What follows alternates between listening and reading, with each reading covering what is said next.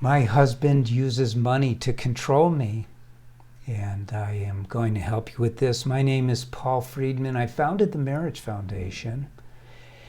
We're a nonprofit organization, so with particular problems, you ought to write into our counselors. It's a free service.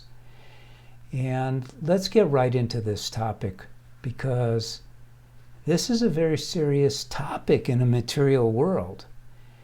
You know, we all have this idea of an ideal marriage where the income, the money, what we have belongs to both, even though just one is working perhaps, or maybe both of you are working, but the husband has taken charge of the finances, kind of old school, and you're feeling very controlled by this.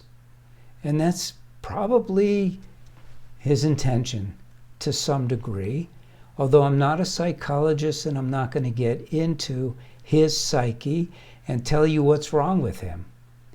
Frankly, you knew what was wrong with him before you married him. You knew this tendency existed. So there's an expectation that you have right now, and I'm just being very candid. I don't want to tell you, well, you blew it, because you didn't blow it. Marriage is much more than who is in charge of the money.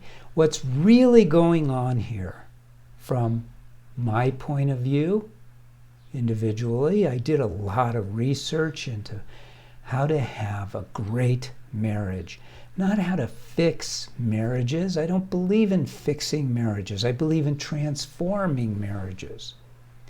And the counselors in the Marriage Foundation feel the same way. We take a very positive approach. And so when we see a problem like this, where it's pretty damn near impossible for you to change your husband, okay? So are you going to leave him because of this? I certainly hope not. This is a tiny aspect of your marriage, because your marriage is supposed to be grounded not in your finances, not in your material world. It's supposed to be grounded in love. And you would not even notice this. Think about this. You would not even notice this tendency if you were so in love with him that it really wouldn't matter, or if he were in love with you that way. So for me, the key is not unpackaging this, unwrapping this, as they say, and getting to the root of his dysfunction, finding out what happened to him as a child and you forgiving him. That's all crazy nonsense. I don't want you to forgive him. Who has the right to forgive another?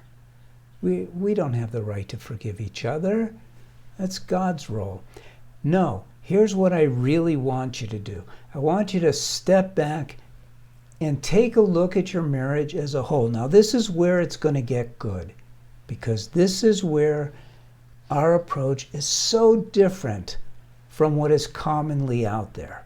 Commonly, the psychologist is going to unwrap it, it's going to show you what you can do, teach you maybe how to be manipulative. They don't really work, those approaches. Or maybe you have like a new age therapist who shows you as an individual how to work around this. I don't want you to work around this. I want this to be a speck on an otherwise pristine marriage. How do you do that? I'm going to show you how you do that. You see, if marriage is correctly seen by those of us who get married, then it's all about love, obviously, and happiness. We get married so that we can literally feel happier every single day of our lives. We also get married, to me it's two sides of one coin, in order to experience unconditional love constantly. And everything about the quote-unquote work on your marriage is to push out of your own mind all of those things that undermine happiness, that undermine love. You push it out of your mind, you watch those thoughts, you don't allow those thoughts to creep in that undermine happiness and love. You push them out of your mind, it is your mind, and you replace them with loving thoughts. So what you're doing is you're taking the love, which right now is probably just in the corner of your marriage. Oh yeah, I love him. Oh yeah, he loves me. But this is really undermining our love. No, it isn't. You cannot undermine love, but what you can do is you can undermine your awareness of the love.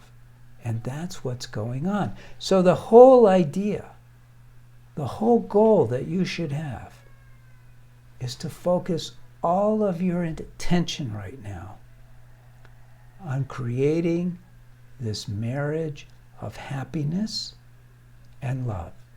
So forget this negative thing and take a look at your marriage and go be honest with yourself and acknowledge that love is not the main ingredient in your marriage right now. If you're aware of this, then the main ingredient of your marriage is just material stuff. Am I getting what I need? Are the kids getting what they need? Is my husband controlling the money because he wants to keep me blah, blah, blah? That's not love. And you have power here.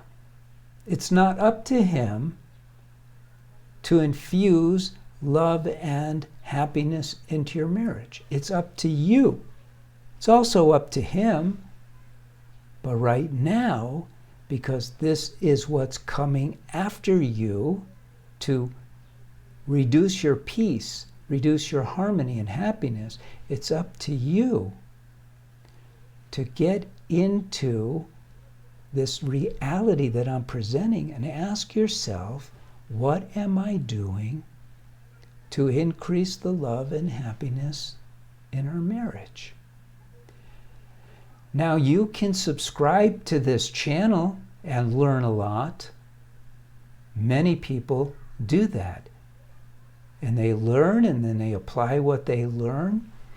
They start getting a feel for the thinking of, instead of fixing the problems, that's an old school, terrible way to deal with marriage, because it isn't the problems that's impacting your marriage. It's deeper than that. It's not having the dynamics that you can control functioning at a very high level.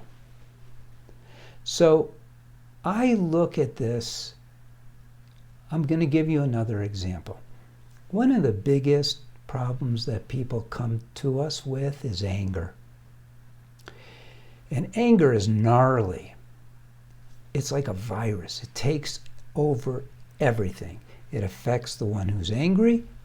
It affects the person who is being angered upon. I know I just made that up, but bear with me. And it takes over everything. So what I say is this: you can eliminate anger from your consciousness. Yes, you can. In fact, in the course for women and in the course for men, it's like the first thing that we work on is elimination of anger. But we do it, and that has to be attacked directly. But we also focus on increasing the core of the marriage, which is love. We build and build and build the love so that the anger starts becoming, in relation to the love, smaller and smaller and smaller, until you could just swat it away. So the whole idea, regardless of what's going on, is to intelligently, directly, consciously, methodically increase the love in your marriage. Does this make sense? This is such an overall approach to marriage that it's rewriting the book. It changes everything. Now, here's the good news. I've been doing this for over 20 years. We have thousands, many thousands of clients who have read one of my books or have taken the course and can attest to this. You should look at some of the reviews. So I'm trying to help you change your whole attitude towards your marriage. Your marriage should be phenomenal. You should expect it to be phenomenal, and you should do what it takes to make it so. The power is yours. And we can help you facilitate that with the knowledge that we have. But the power is all yours. So I hope this was helpful to you. I know it's not the usual way to approach a problem, but it's a better way. It's a much better way. All right, I'm not going to go on with more and more examples. I have lots of analogies and metaphors, but I think you get the picture. If not, leave a comment. Ask a question. Don't be afraid. I personally respond to those, and I try to be very diligent about it.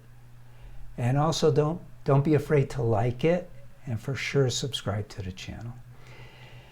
All right, learn and apply. God bless and take care. Thank you.